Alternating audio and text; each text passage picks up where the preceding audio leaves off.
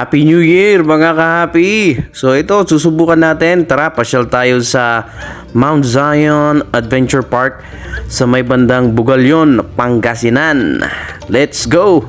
At ito na nga, nasa biyahe na kami.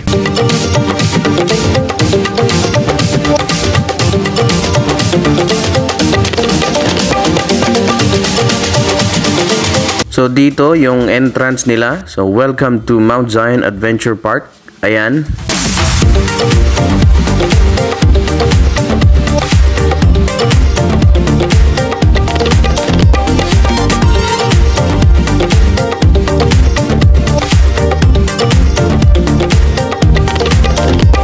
Bali itong park pala is napakalaki nito.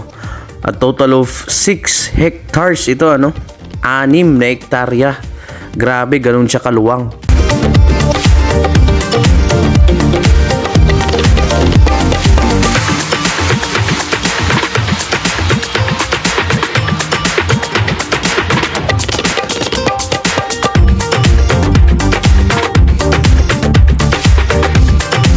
Yan, pwede kang mag-ano dyan, pwede kayong mag-ihaw-ihaw, magdala kayo ng mga ihawin yung pagkain.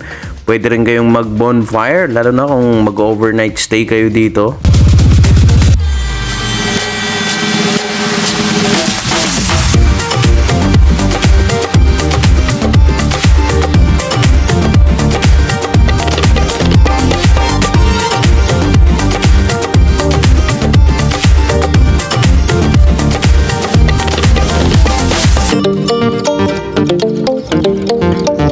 So ito na yung ano namin kasi mag-overnight kami dito, so nagrenta kami ng bahay kubo o TP houses ang tawag nila dyan. So ganito siya.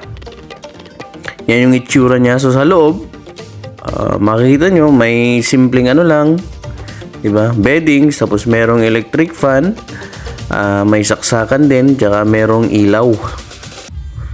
Ayun. So ito is good for ano lang, 2 packs, 2 person.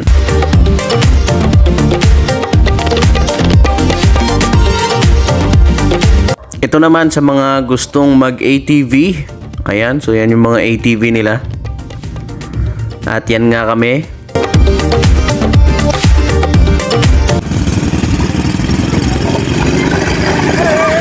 Dahan-dahan lang, ma'am.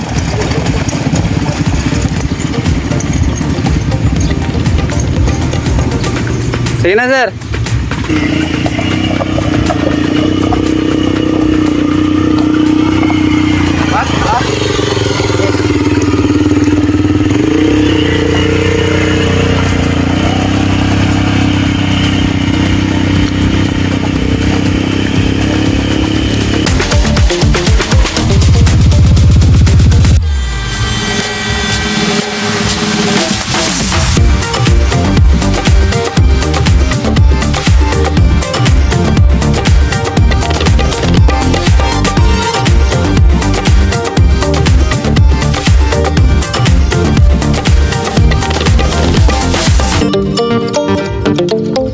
At syempre, meron din silang ano dito, ano, swimming pools.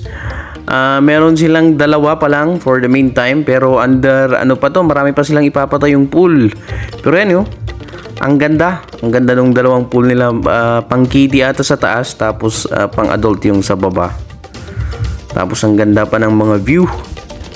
Lahat pa ng mga kubo nila dyan na pag-stayan ninyo, may mga ano siya, may mga net, kaya walang problema sa lamok.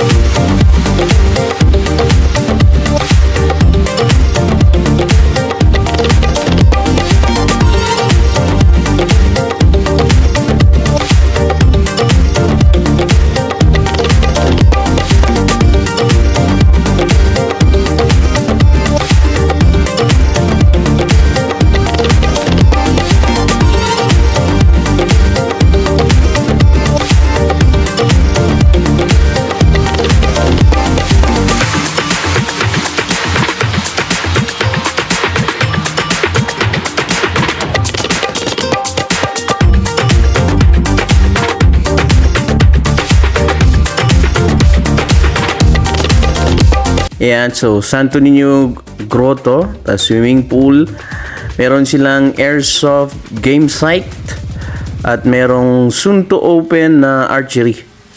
So yan, sinubukan namin mag night swimming. Napakaganda ng pool. May mga lightings pa sila na paiba-iba, nag-iiba ng kulay, kaya magandang experience lalo na pagka sa gabi.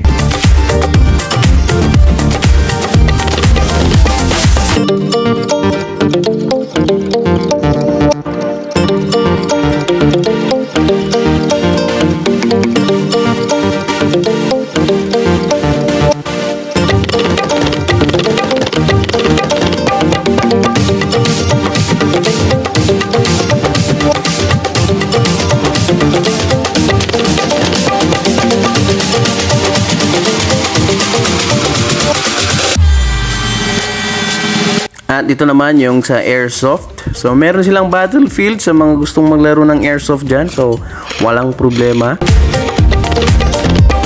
At syempre merong free breakfast. Ito naman yung mga rates nila sa mga iba't ibang mga activities nila. At kung mag-overnight kayo, lalo na yung mga tent, mga kubo, mga ganyan, check nyo rin yung kanilang FB page. At kasi syempre yung mga presyo dyan is subject to change. So ayan yung kanilang FB. At eto na, kinabukasan, pauwi na kami. So tama yan, yung kung nakikita nyo sa kalsada, dinadaanan namin ay mga palay. So ayun mga ka-happy, Happy New Year po sa ating lahat. At see you sa susunod nating mga video.